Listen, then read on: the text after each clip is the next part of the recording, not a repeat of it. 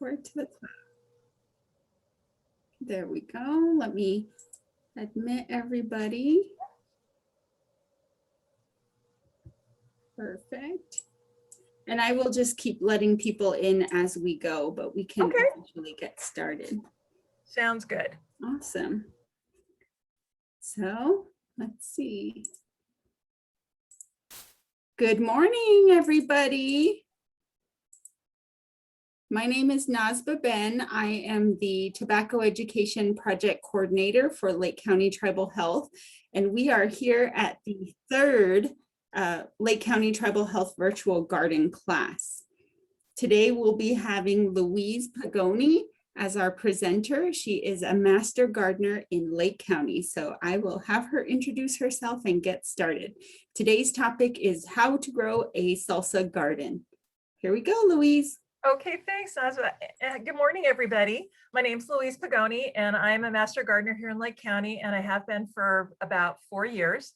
And I'm going to be joined on and off by Gabrielle O'Neill, who I know a lot of you already know. She's going to be helping me and adding extra information about how to grow salsa in a salsa garden, or basically it's just vegetables that you can use to make salsa. One thing I did learn when I started looking at this presentation is that salsa is like spaghetti sauce. There must be a recipe for every family, just like there's a recipe for every family with spaghetti sauce. So, you know, you don't have to do exactly what we have here, because there's so many ways to make a variety and things that you can grow to add to your salsa to make it delicious for you. So one of the things that was kind of interesting, and Gabrielle had brought up, is what is salsa anyway? It's an old term, and it's an old type of food, all the way as far back as they can trace it now to the Aztecs. And since salsa literally means sauce, it's a lot of stuff, including spaghetti sauce. Because I mean, even, you know, in my Italian family, there's a lot of people when they talk about sauce, I know exactly what they're speaking of, which is spaghetti sauce. But when you say salsa, everyone thinks of, you know, tomatoes, onions, and chilies, and other cilantro, whatever you want to put in there to make a delicious thing to dip stuff in, specifically chips, which I absolutely adore. So when you're growing a salsa garden, I kind of focus more on container gardening, because I thought, you know, with the soil the way it is and with water, so, you know, getting sort of precious to us even more so, I thought growing in containers might be easy. Don't let the fact that this says salsa garden put you off, because really all you're growing is a bunch of different vegetables. And with any kind of a garden that you have in containers, try to use the largest containers you can find. Small ones usually end up meaning the plant doesn't have as much vigor, which means it won't put out as much fruit or vegetable or leaf that you need. It also will end up needing more water more often, which can be rough if you're working, because they, you know, if they're too small, they want to be watered 2-3 times a day. Anything can be a container, you know, wine barrels, regular barrels, buckets, clay pots, stock tanks, you name it. Just make sure they're food safe, so that what you're growing is not picking up something it shouldn't, because you're going to be eating this. Make sure your containers have good drainage. None of these plants like having what I used to call wet feet. Their roots need to have this moisture, but they don't need to be sitting in it.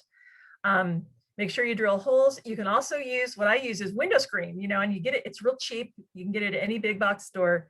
Put it over the holes in your drainage to keep the bugs out. And this year it's been, you know, earwigs like crazy, but it also keeps the soil in, so the soil doesn't go out the bottom. You're kind of keeping it all contained. And make sure that your plants get good light and good air circulation, because that's really helpful to keep pests and things away from your plants. And also the good light helps everything grow. Sometimes right now, especially right now, it's so hot, you may want to even think about maybe using a little something to shade it, or make sure that your plants get some shade at least, you know, some part during the day, because they can end up burning and you end up with nothing. If it's hot like now, obviously, you can insulate your containers. Now, one of the things that I read was you can use bubble wrap to wrap around the inside of your container. I also thought if you were trying to get more room in your containers, you could use the bubble wrap on the outside, Or they said you can double pot them. If you have a lot of containers, you put the smaller one inside the bigger one, and between the two containers, that little area, you can use newspaper, you can use moss, you can use all kinds of stuff to kind of give it a little insulation from the heat. One other thing that I thought might help, but I've never had a chance to try it, is because there's so many paints now that will stick to like a plastic or whatever. If you have those black plastic pots that are really popular and they're very affordable, paint them white. That may help them too. Keep cool. And also the other thing is make sure you keep them watered. That's why bigger pots are better, because a lot of these plants do not like being water stressed, because then they don't want to produce anything and they just want to, die. Keep them fed. You can use a liquid fertilizer to feed them about twice a month. It really does help the production of whatever you're growing. And just make sure you follow the directions, because you don't want to over fertilize, because you can end up causing so much new growth that you can end up getting it burned or destroyed, or it's going to be putting too much nutrient that you don't want. That's going to make it maybe leaf out more when you want more tomatoes or more squash or whatever you're growing for your salsa. If your container is big enough, you can grow your plants together.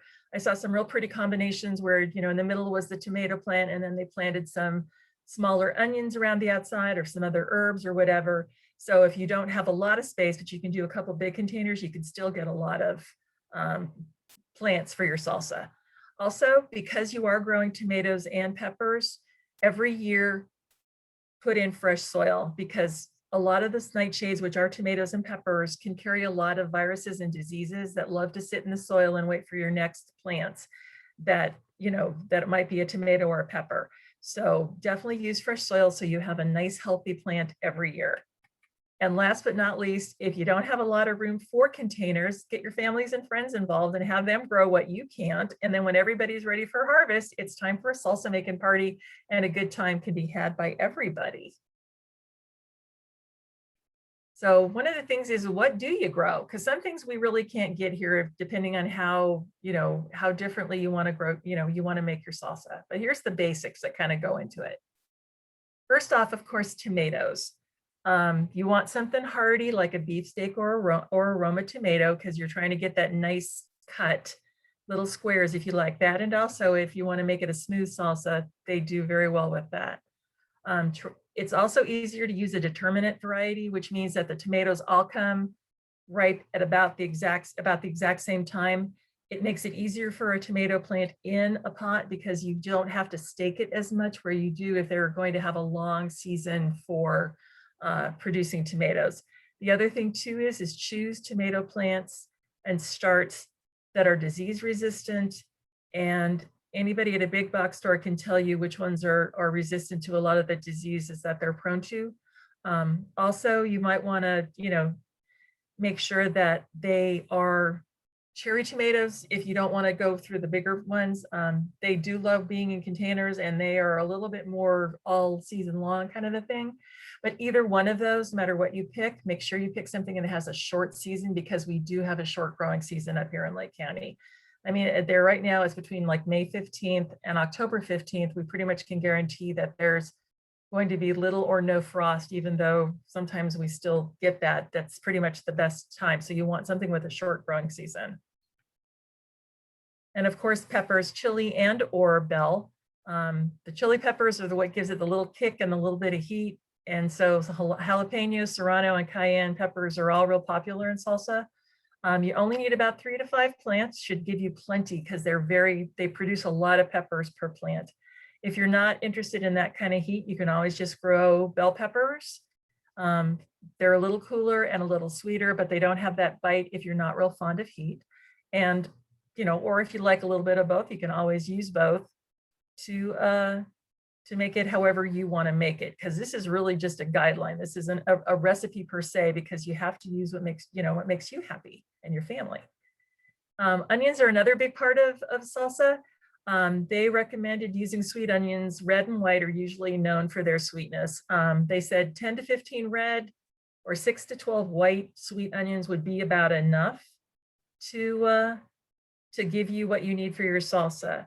And also if you think that the onions are a little too much, they have a little too much bite to them, you can also use shallots or scallions in their place, because it's a little bit milder, if maybe especially for like little kids that maybe are not quite so fond of that. Another optional ingredient, which one is a good one, is garlic. I've seen a few recipes when I was looking.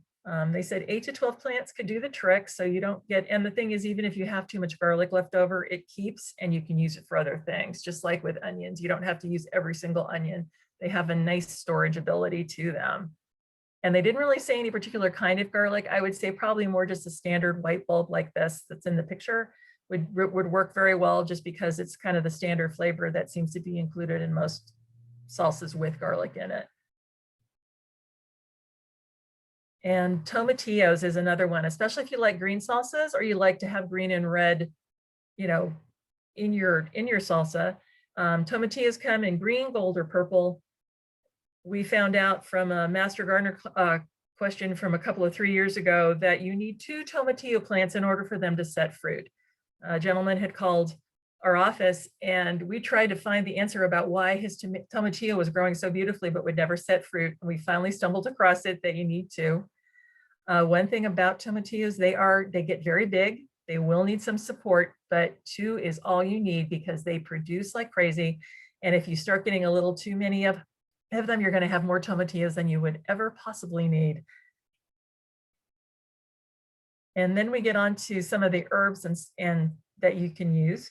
Cilantro is the main known one, but unfortunately for Lake County, it's not a big heat lover. And so when we get to this time of the year, it's prone to bolt, which means that it will basically set seed and die. If you have a cool enough indoors and it's got a lot of bright light, you can try growing it indoors, but still there's no guarantee. If it gets hot enough in your home, they could still say, oh, we're done, and that's it. It does add a nice bright flavor, nice citrusy flavor to food and to the salsa. But as I found out, you either love it or you don't. So it's a kind of one of those kind of flavors. So make sure you like it before you plant it, or make sure you got family and friends that love it a lot, or maybe as much as you love it. And here's the heat-loving alternative to cilantro. It's called popolo, and it loves the heat. It doesn't bolt, and it will self-sow. So once you start planting it, just keep a plant back to let it go to seed, and you've got yourself seed for popolo forever. It really packs a punch. Gabrielle, would you like to talk about this? Because you've actually tried it. The way you described it, sounded like it was cilantro on steroids. Yeah, I've been growing popolo for, I want to say, 3 years now. And I found it online because I was researching what I could grow as a cilantro alternative that wouldn't bolt in the summer. And I stumbled upon it at a little online nursery called Underwood Gardens, and they were selling that and they were talking a little about it. So I bought it.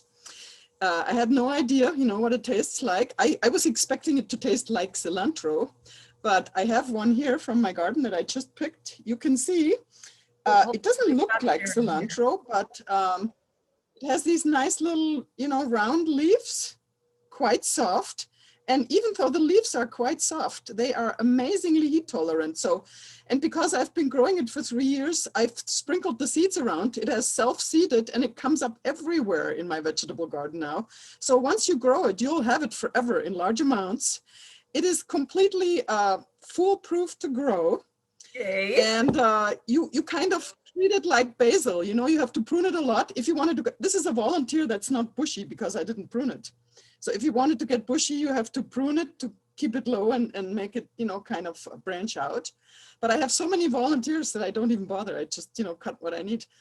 Now, as far as the taste is concerned, and the growing is just like basil or mint or, no different.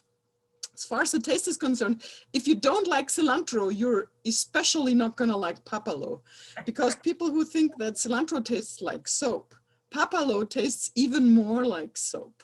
So this is like soap taste on steroids. I happen to love it because I love that soapy quote unquote soapy taste in cilantro. I actually like that. So I love it, but most people I've given it to, even some people who like cilantro, did not like it. So grow a small amount if you're not sure if you're gonna like it, right? And I have 1,000,000 seeds, so don't buy seeds. I can leave some seeds for you at the office to pick up if you're interested. It makes seeds in little fluff balls, just like dandelion. And you don't want to take the fluff off. They sprout better if you leave the fluffy umbrellas on there and sow them with that. Just an FYI. So this is how I disperse the seeds. And anyway, I make salsa, you know, when my tomatoes aren't ripe yet. The papalo is already growing. So very often I make a salsa that is not really tomato based because I may already only have 1 or 2 tomatoes ready. So the salsa, my salsa is often herb based, and I just add 1 tomato and 1 pepper as a little color sprinkle in there. So the salsa is basically chopped up herbs, a little salt, vinegar, olive oil, and a hot pepper, and maybe 1 tomato in there. That's also a salsa. As a little funny side, I have an old cookbook, a German cookbook from the 15th century, reprinted, and they already mentioned salsa. If you can believe it, it's called salsen. But so this is an old word. Already in the 15th century, they were making salsa in Germany, believe it or not, out of all places. Of course, they were not making it from tomatoes because there were no tomatoes in Germany at the time. So they used whatever they had. And all it is pretty much some chopped stuff with some seasoning, you know, that you pour over your food to make it taste more interesting. Okay. And because of that, I'm using a wide variety of herbs to make salsa, not just cilantro. I have another herb here that's not a typical salsa herb at all. It's called shiso. You see that? Mm-hmm. It's in the mint family. It's an Asian herb. The botanical name is Perilla frutescens, but you know, it's called shiso in Asia, and the leaves are big. They can get huge, and they're usually used to put sashimi on, or they're used to roll little rice, you know, pockets of sushi in. But you know what? I use it for salsa too, and it, you know, it has a different taste. Again, it has an acquired taste. It's not a taste you're going to recognize from anything, you know, other than from your sushi maybe. But that herb chopped up with some tomatoes and some hot spices makes a great salsa, and is totally heat tolerant, and it gets huge. So another, you know, great idea for herbs that can tolerate the hot Lake County summers. That's the main reason I'm choosing it. So anyway, I got seeds if you're interested. Yes, absolutely. And yeah, exactly. Gosh, that sounds great. Knowing me, I'll probably go, ooh, tuna to whatever, but it's good to know there's some nice alternatives for the heat up here, because that is really hard. And Stephanie Hoover, who sent a little chat, said that, hi, Stephanie, thank you for that good. She says tomatillos freeze really well. So if you do get a bumper crop, you're in great shape because you can freeze them and, you know, whatever.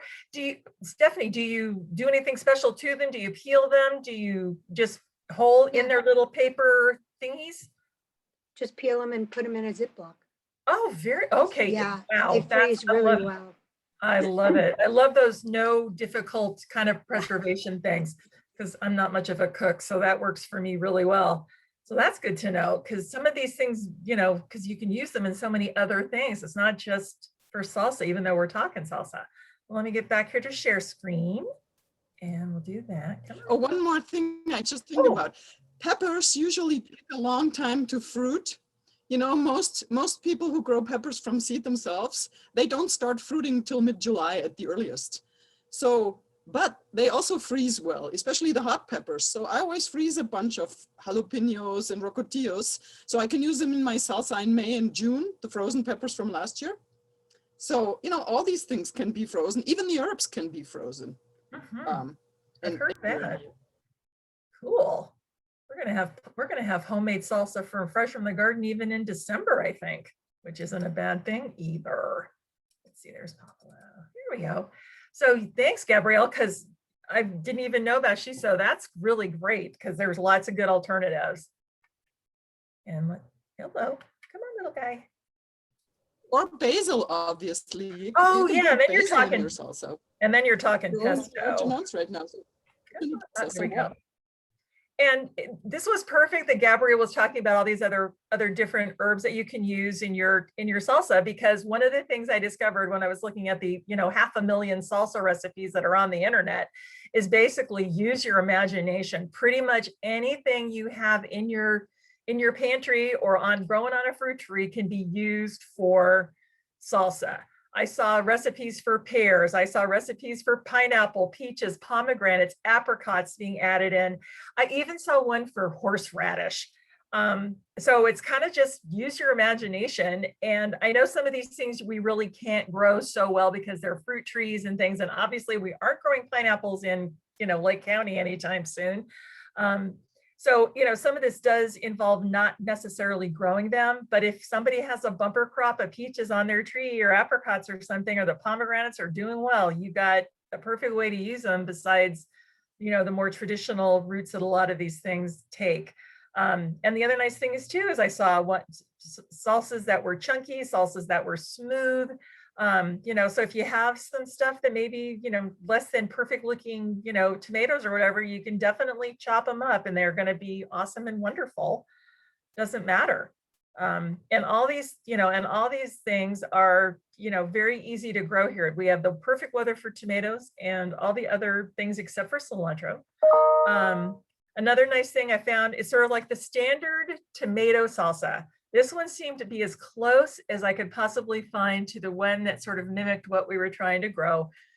And like I said, there must be 500,000 recipes online from everybody's got a recipe. But this one has, the plum tomatoes, some onions, some cilantro, a hot pepper of some serrano, a little garlic, lime juice, salt, pepper, and then of course our favorite baked tortilla chip scoops. And that's very easy to do. Chop it up, put it in the refrigerator and let it kind of work a little bit, let the flavors meld, and you're good to go. Just make sure when you're cutting those hot peppers that you wear gloves of some kind so you don't accidentally burn your face or burn your eyes because you forgot you were doing that. And like I said, these are some of the things that I use to get some of these, some of the recipes and information. So, but like I said, it's out there all over. But really and truly, this is just a really almost like a specific way of growing vegetables, because you can just, take this information and grow pretty much any vegetable that your heart's desires in a container. It's not an impossibility. I mean, if you're looking, I've even heard of people, if they have the right kind of container, have grown corn in containers, which makes me think that they're using maybe like large garbage cans. So they've got that depth for the roots and whatever. Drill some holes in the bottom and you're good to go. But most of the things that you can do with with salsa they're all easy keepers except for the cilantro, and they do well up here in Lake County. I've noticed this year though, and Gabrielle can back me up on this, that there's been a lot of bolting. I managed to get like 5 cherry tomatoes, and then my tomatoes all died in the first big heat wave. They just keeled over and said, "We're done. Thank you so much. Have a nice day." And I did find out from Gabrielle and a lot of other people that do vegetable gardening much more extensively than I do, that once we get to about 95 tomato plants, just say we're done. They drop their blossoms. They don't want to do anything. I call it just sitting and existing, because I did have that happen one year when I actually didn't realize what was going on. And I had these beautiful chocolate tomato plants, and they just sat there and sat there and sat there, and nothing happened the whole season. And when I told Gabrielle, she goes, "Oh yeah, when it gets that hot, they don't do anything." So if you're seeing some things like that in your garden, don't give up. It's just the weather. We have no control over that. Even when I was growing those chocolate tomatoes, they were beautiful. They were green. They were gorgeous. I was so proud because, I thought, I'm not killing them. This is good. This is my first year of really doing vegetable planting. And they just sat, and like I said, they just sat there. I got no tomatoes whatsoever, but Gabrielle did. She got lots, I think, because you had shade cloth on them or something or whatever. But well, yeah, I've been working a lot with shading now, but it's not just the sun, it's the temperature. And unfortunately, a lot of the heirloom varieties of tomatoes do not fruit when it's above 95 degrees. Oh, okay. Some of the new hybrids do, okay. And I don't grow hybrid tomatoes. I only grow heirloom varieties. So you have to be prepared that once it gets over 95, they will not make new fruit. They will ripen the fruit that's on there, but they will not make new fruit until it cools down a little bit.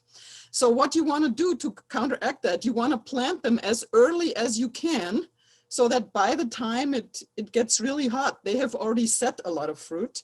And then during that hot period, they can just invest their energy into ripening that fruit because they will not form new fruit during that time, unless there's a cooling period in between. So I plant them as early as I can to make sure that by the time it's 95, they already have quite a bit of fruit on there, which I then can harvest over the course of the next couple months. And then when we have a little cooling down period for a week or two, then they make some new fruit. There's also something, there's a cilantro cultivar that's called Slow Bolt, which I've been growing this year. And even the Slow Bolt bolted end of June this year for me. So it bolts a little later than the regular cilantro variety. So it helps a little bit if you buy that.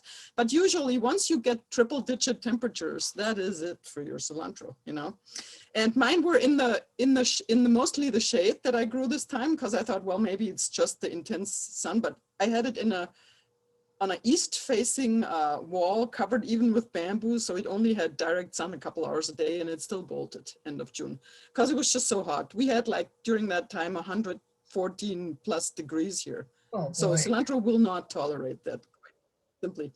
But if you can shade your vegetables, especially tomatoes and peppers love to be shaded because peppers burn really easily. They get sunburned where they get that brown, spot that then turns papery, thin, and eventually into a hole. You can totally avoid that by number one, you want your peppers to produce a lot of foliage first. So give them enough nitrogen so they make a good amount of foliage, which protects the fruit from sunburn. And then also shade them.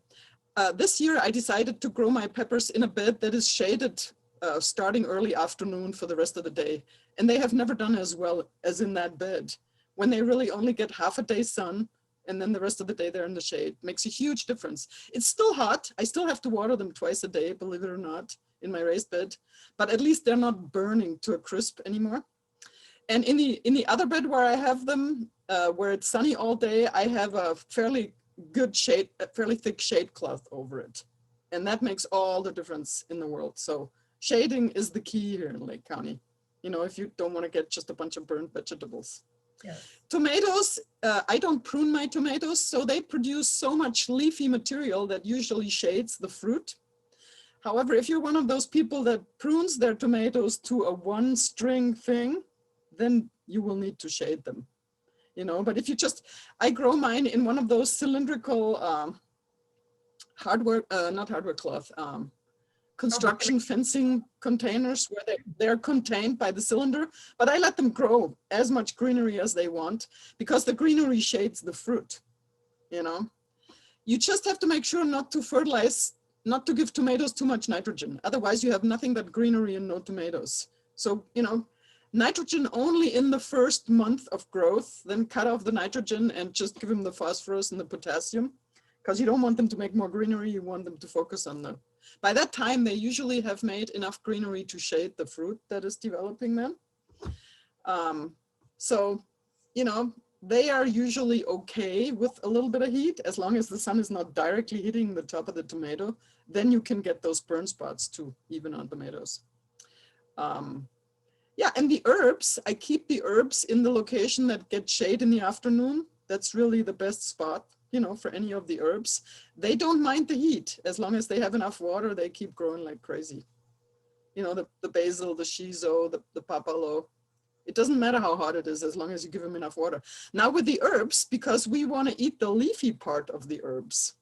So the fertilizer should be mostly nitrogen. If you give them, too much phosphorus, potassium, they will go to flower and seed early. We don't want that. These are plants where we want to eat the leaves. So mostly just nitrogen fertilization. And it really helps to keep them pruned if you want them to get bushy. Like if you have them in a container, you don't want to have just one stalk that then ends and makes flower. So to bush out, just keep them pruned. Basil and all these other herbs, they're all in the mint family, which means they all have the same growth habit. And they need to get pruned constantly to get bushier. But other than that, all they want is nitrogen and water, and they're totally happy, even in the heat, you know, but shading helps. So a half-day shade spot is ideal. I actually just put an umbrella in front of my barrel beds. I grow a lot of this stuff in wine barrels, and I put a huge umbrella in front of it so they are in the shade in the afternoon. You know, just as simple as that. As far as how much you can get into a barrel, my experience is like the size of a half wine barrel. You all know what that looks like. If you grow an unpruned tomato, you cannot grow more than maximum 2 tomatoes in one of those wine barrels. And you cannot stick a lot of other stuff in there. Otherwise, you can't keep enough water in it. Because every plant that you put in there sucks water. So the more plants you put in there, the more often you have to water to keep them alive. So I have usually 1 or 2 tomato plants in that barrel. If I have only 1 tomato plant, I can stick a basil in with it. If I have 2 tomato plants, don't stick anything else in it. And those wine barrels have to be watered in my garden twice a day because I'm in a very exposed spot, just to keep them going. So if you don't want to water 5 times a day, don't stick too many things in that container. Otherwise, you might as well just leave the hose there. Continual drip. That makes sense. That's awesome. And if you have a drip system, that's another thing to consider, because some of these things need to be watered at least twice a day. If you have a drip system and your drip system comes on at 3 o'clock in the afternoon after the sun's been shining on that black hose for 6 hours, you will have boiling water come out of that drip system. Yeah. So with a drip, you have to shade the actual drip system, or else you cannot have it come on in the middle of the day, because that black plastic hose heats up and you're going to cook the roots of your plants with it if it comes on in the middle of the day. Something to keep in mind. So cover the drip hoses, or if they're not covered, like I don't like to cover them, because then I don't see when something goes wrong. I have them uncovered, but I would never have a drip system come on during a time when the sun shines on it, because I don't want to cook my plant roots. Just an FYI. Because that water does come out really hot. I know even when I just water with a hose, it's like that first 5-10 seconds, you just need to just let it drip someplace where it's not going to hurt anything, because it is so hot. I almost feel like I'm going to burn myself. It gets that hot up here. Even if it's not in the sun, it can still absorb a lot of heat. So what would you recommend? Watering during the morning, or watering in the evening, or in the middle of the night? If you have an auto drip? I always water early in the morning. Like it's good to water early in the morning for everything. Like I water at 6 in the morning, but that's not enough. See, in my climate, it needs to be watered again at 2, 3 in the afternoon. They don't make it through the day. Yeah. In a barrel. If you have them in the ground, then you can wait till, like late in the evening. But if you have them in the barrel, if you have 2 tomatoes in a barrel, they use so much water that even if you water them at 6 in the morning, you'll need to water them. If you live in a place like I do, you need to water them again at 2, 3 in the afternoon. A full-size tomato. Yeah. They do need a lot of water to keep So going. if that second watering is happening from a drip system, then the drip lines need to be covered. Otherwise, you're going to have boiling water come out. A little early for that, I think, to be having them die like that. That's good information, because I never thought about the drip being hot. For some reason, I never thought about that. Just thought it came on and there you go. Well, the lines are usually black, so they get very hot. True, like the pots. Like the pots, it doesn't. But you can cover them with mulch if you have all that covered with mulch. But just make sure that the hose or the spigot or whatever gets the water to those black lines can still heat up too. So even, though your actual drip lines may be covered with mulch, but the hose that brings it to those may not be covered in mulch. So just be aware of that everything has to be covered if you have the drip go off during the day. Or you have that hose in an area where there's shade. I mean, it totally depends on the individual situation, but my vegetable garden is on the south side, so everything is infernally hot. Yes, that would be, especially here. Golly, you only had 115 degrees, so that definitely, wow, that's warm. So are there any questions or comments or anything about stuff? Because I think we covered it pretty well. I hope we did. Yeah, thank you. Thank you for sharing such awesome information. Oh, I'm thank you. gonna Very sweet. investigate popolo, shiso, and basil. And I know we have just our traditional salsas that we make, but I have little kids and they are really into the fruit salsas without the chili. So what is it about salsa that makes it a salsa? I always thought it was if it has chili, then it's a salsa. It's a sauce. Yeah. I mean, like Just Gabrielle means said, sauce. The word literally just means sauce. and, Can and be then, anything. you know, in the, what is it? Any chopped up fresh stuff that you put on a chip is a salsa. Or you put over know, your there's food. no- Because Gabrielle's got that kind of like medieval history cookbook, and it sounds like they used a Yeah. lot of those to put That- over other stuff because spices were so dear. That I do know from history It is does. that How to they're make a good expensive. salsa here. This is from the 15th century. Wow. I love that. I'm so How to moved make a with good that. salsa. Did you see that? Yes. And they did use a lot of sauces. They weren't all exactly, nobody was really channeling, people Julia eating. Child or anything. So yeah, so they did use a lot of salsas to, flavor their food because herbs and spice, most spices were just so expensive. You had to be like the king or in the aristocracy to even afford them. And herbs were easy to grow. I mean, pretty much you could put those on the edge, like popolo, you could put that on the edge of a field. It would just be happy and you wouldn't really need to do much with it. And you could make nice sauces to flavor your food. Because I imagine at some level, at, the more normal, regular people level, they didn't have access to a lot of different things to make things taste good. So you just sort of use what you had at hand. And I think salsa is kind of that way. And I know from my friend's grandson, who's going to be 3, kids just seem to gravitate towards sweeter things. And even, that they like the pineapple and the peach and the tomato. You can even use watermelon and basil, watermelon, and, stuff. And, and then they can learn to like heat as they get older. I see Sonia's agreeing. Hey, Sonia. So, I mean, there's a whole lot of things. It's like you're only limited by, what appeals to you. And like I said, this is really just growing vegetables in a container garden, and everything that you go into the basic salsa does well here, except for cilantro. But again, so many of these herbs will freeze. In the winter, cilantro does great in the winter. Yeah. So you've got your winter, So it's I grow cilantro in the winter. And then you can use your canned tomatoes for it to make salsa, or your dried tomatoes, or your pickled peppers or whatever, Yeah, and I even have a few friends that will Buy freeze their some tomatoes. cilantro in ice cube Like a trays, winter and then they just salsa with pop 'em. cilantro. Yeah, and they just pop them in, and they make a smooth salsa instead of a chunky salsa, because doesn't matter, it still tastes really good. Well, except for the cilantro part, but they use that, and that's how they do it, because they like to grow things too, and it and they do freeze.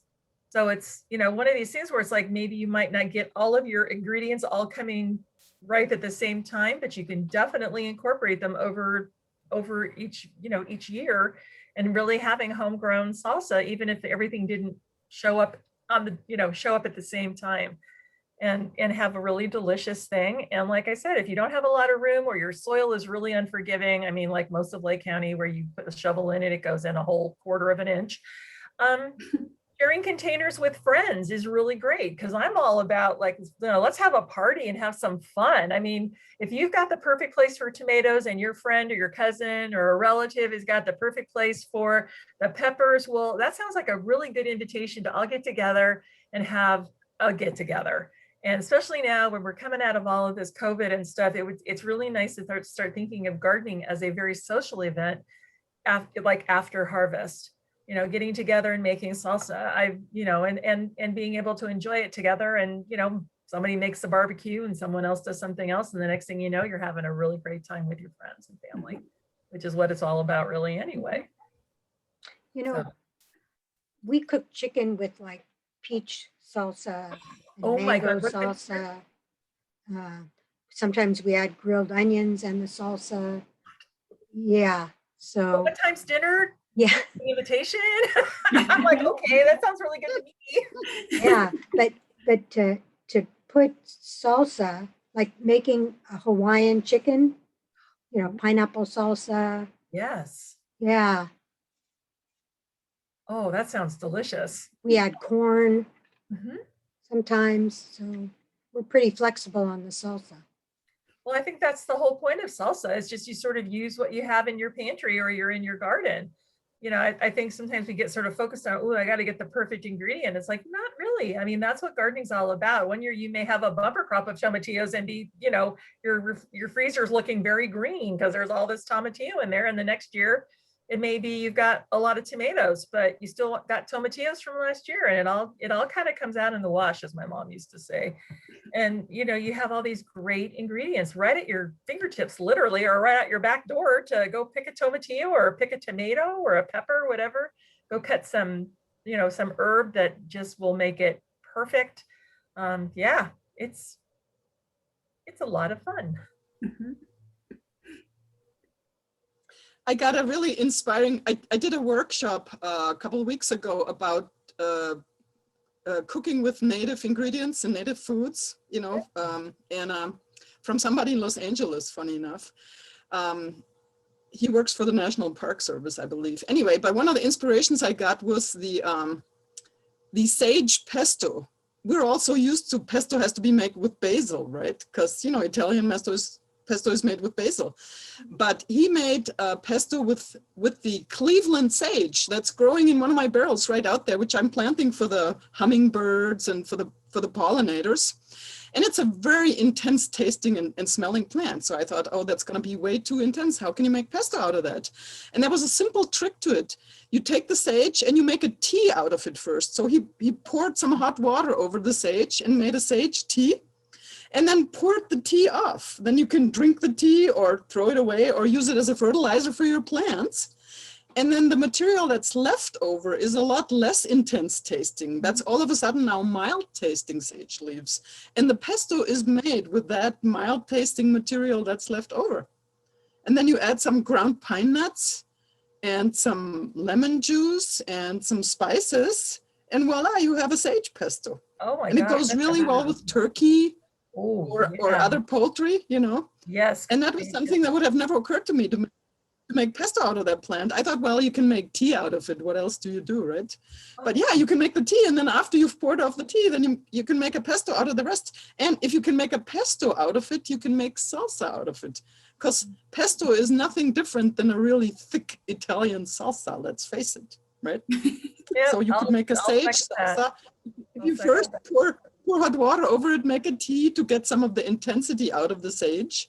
And then with what's left, you make a salsa.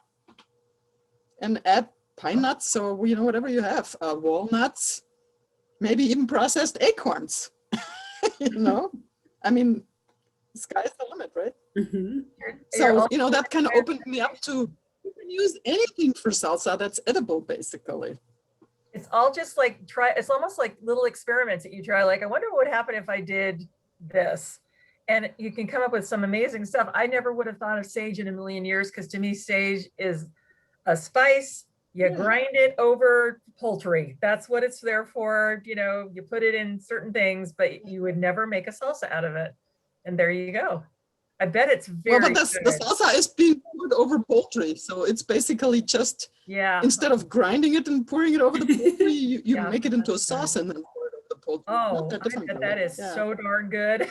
I'm like, wow, is it time for that? Mhm. Seriously, that is such a great idea. So yeah, you are kind of limited by your imagination. And one nice thing about things like sage, boy, are they easy to grow. Put it in the ground, water it, and get out of its way, and it's good to go. Especially, is it the Cleveland is the one that's the edible one? It was the Cleveland sage, and it looks beautiful too. Oh, I mean, it's yeah. an ornamental, you know, too. And the nice part about it too is the pollinators come, which is good for all the vegetables in the garden. So you kind of got a free thing for, not only can you eat it, you can also feed hummingbirds and bees, which will do a fabulous job on all of your vegetables that flower. So that's like, works for me. Definitely. Definitely.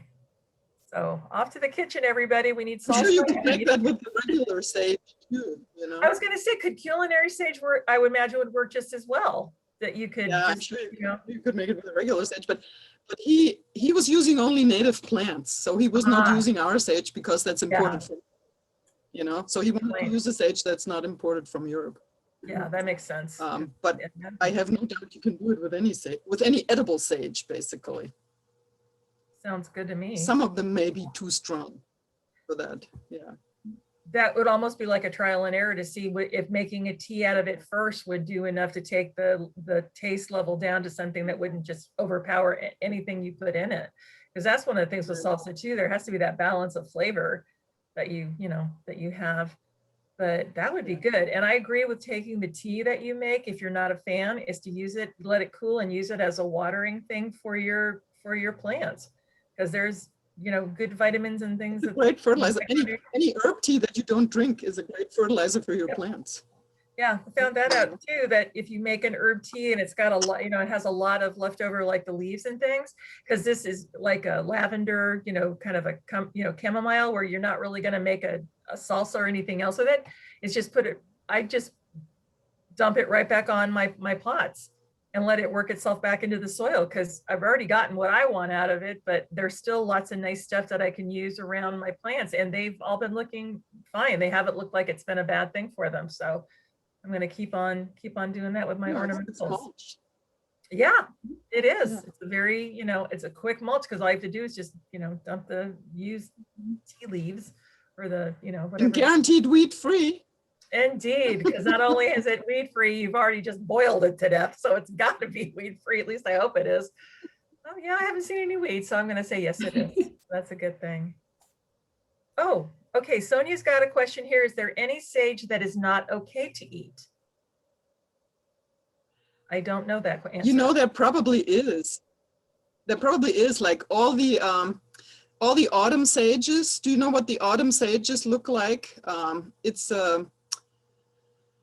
I'm trying to think of the botanical name, Salvia gregae. It's usually Salvia gregae. They have these really leathery leaves, and even though they're in the sage family, I would never try to eat that. I mean, it has a leaf like an oak leaf, almost so hard. So I would never try to eat that. And there's a whole bunch of sages that are kind of really hard and so super intense tasting that, that I don't think you could cook that taste out of them if you tried. So you want to stick to the sages that are known to be edible. And all you have to do is look up an herb. You can even sometimes go to Wikipedia, but if you go to the Jepson manual, or you can call us and we'll look it up for you. Make sure that it is an edible sage. And, most of the sages are edible, but like I said, the autumn sages are in that group that are super drought tolerant, leathery leafed plants. That is not what I would consider culinary plants. And they may not kill you, but I don't think you're going to get any enjoyment out of eating them. So, And also Sonia also has a question. So the two sages that we have in our circle garden are okay to eat? I think you have white sage in there, which is not an edible sage either. It has really hairy, super intense tasting. One. It's not a question of toxic or not. I mean, who would want to eat that? It is so super intense. It's a smudging herb. It's not meant to be eaten, And I can't remember what other sage you have in the garden. But I know that, the regular sage is edible, the Cleveland sage is edible. I have another couple of sages that are edible that I make tea out of. Which one are those? I can't remember the botanical name. Okay, because Sonia's asking about the teas. I have to look up the botanical name. They are basically pollinator plants, and I also make tea out of the leaves. I'll look up the names.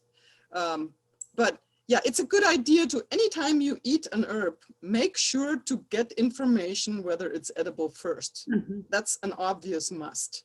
If you're in doubt, call us, You can either look it up yourself on the internet or call us, but make sure it is edible before you do anything with it, obviously. I mean, you don't want to take a plant that you don't know and start eating it. No, Never. That's definitely not good. No, there's too many things that can be dangerous if it's not, and some are just need to be prepared a certain way. So yeah, always do homework before you just pop something in your mouth. Some are edible after cooking, or processing, but you want to inform yourself about it before you Or experiment. if you're sending it for a gift. Yes, exactly. Unless it's someone you really don't like, and then it's sort of like, well, whatever, Well, as But yeah. master gardeners, we Yeah, are we're not supposed- allowed to recommend what to eat and what not to eat, No. honestly, other than, the things that are recognized as culinary herbs or vegetables. Yeah. In that case, I'm referring to another workshop I took, so I'm not taking the responsibility. And I've tried it and I'm fine. So, but otherwise, you always need to make sure that this is an edible plant. Yeah. And if you So ever have don't any, take my word for it. and if you decide to look online yourself, make sure that the website that you're looking at is what we would use as a master gardener group to actually answer a question. So it needs to come from very reputable sources like Rodale Publishers. They've got some incredible information out there. In fact, originally that's where we found out that you needed 2 tomatillos in order for the tomatillos to fruit. Places like, anything that says edu after it. So any college, university that has like research papers, things like that. They also have a lot of information that's not a research paper. But if you see an edu or it's like a university of, and and it's like from a state or whatever, that's a good source because that is something that master gardeners in their state are probably using to answer questions as well. We need, that kind of, because they do look into all those things. Are they edible? Do they poison you? What do you need to do? How do you need to do stuff, or not do stuff? I mean, some things are common sense, like wear gloves when you handle hot peppers so you don't burn yourself inadvertently. But a lot of other things like how to prepare something so it's maybe not poisonous. I mean, or is it poisonous and it just looks so beautiful? Why can't we eat it? That kind of stuff. Make sure you really know your source so you get really good sound information. You don't want to inadvertently hurt yourself or somebody else. Heard a really great story about that. There was a, And oh, go ahead. Go ahead. well, and I might add, besides the universities and all the places where we get information, your indigenous information is just as valid. Yes. If your indigenous grandmother tells you that this is an edible herb, then this is an edible herb because she wouldn't tell you if it wasn't. You know what I'm saying? So, Exactly. I'm sure you have access to your own indigenous sources of information We'll see that may have information that no university has, so use that. And that's Just wanted to make sure that you're not just going online to some website that is trying to sell things and taking their word for the truth, and without knowing who the people are. That would be a source I would consider absolutely without question as the most excellent source would be someone who's had personal experience with whatever it is that you're looking at. That's huge because there has been, again, there's been trial and error over the centuries of how do we do this? How do we make this? Someone had to figure it out at some point in history that this was something that would work if you did something else. So it's like, because when you look at a lot of things that are out there, it's like, well, who figured out that this was the way to do it? I mean, who figured out some scary stuff? Like who figured out that oleander was poisonous on every level? So yeah, so when you have a family member that has got that kind of experience, yes, definitely, do what they're telling you because they do know what they're talking about. They are experts in this. So yeah, all good. All good. So when's our salsa party now? I think we need to all start growing things and maybe get together and make a salsa next year when things are a little bit less crazy. Because that's what you've been talking about, maybe doing some more recipes and things. Maybe we could do like a salsa making party and everybody just brings what they have and we'll get Just going. figure it out. Yeah, that's a great idea. Thank you. We do have our harvest of the month cook along classes. That was what I was saying is you can come back and do that class next year and just do let's harvest of the month tomatoes and work on salsa, or if it's eggplant, I don't know if there's an eggplant salsa, but we can make a cucumber salsa, whatever the harvest of the month is. Sounds wonderful. And even though everybody looks at eggplant and goes, what? They do really well up here. One year, one of the gals from NCO had a plot over at one of the community gardens. She brings out this box and she goes, oh yes, my husband and I harvested this yesterday. And it's like this giant paper box full of eggplant. And it was just amazing. I thought, what in the world? Because you don't think of eggplant in Lake County because you think you need a different, they were gorgeous and quite good. So I took one because it's just me, but yeah, she said they couldn't it's like the eggplant decided to mimic zucchini and just could not stop producing. But it was very delicious. But we can figure out all kinds of cool stuff. There's lots of good things. Yes, to do. yes, definitely. So we'll keep in contact, and Oh yeah. thank you, Louise, for presenting today. Thank you, Gabrielle, for helping me, because I'm not this is a little bit different for me. So, Mhm. but I Yes. appreciate you giving me the It's opportunity. always a joint effort. Mhm. It Yes. is. That's one nice thing about gardening. It is. We all help each other out. Yes, Yeah. definitely. And We for learn from our our, clients always. oh, go ahead, Gabrielle. Yum. Oh no, I just said we also learn from our clients sometimes, you Oh, know. We definitely. learn from everybody.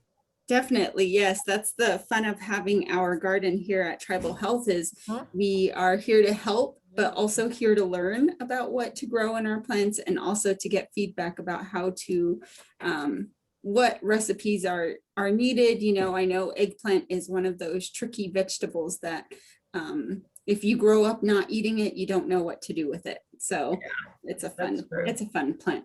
But to get updates on our classes, we have our Lake County Tribal Health Diabetes Outreach Facebook page.